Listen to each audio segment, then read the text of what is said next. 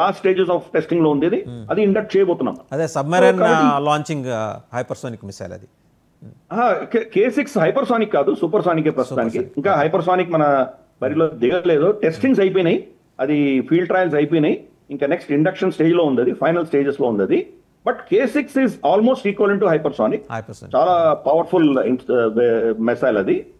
K6 actual గా మీకు nuclear weapon delivery చేయగలిగిన కెపాసిటీ ఉంది. Nuclear as well as conventional weapons కూడా అది nuclear missile, nuclear material deliver చేయగలిగిన ప్రతి మిసైల్ కూడా కన్వెన్షన్ కూడా డెలివర్ చేయగలుగుతుంది. It's not automatic. కాబట్టి ఈ రెండు చేయగలదు.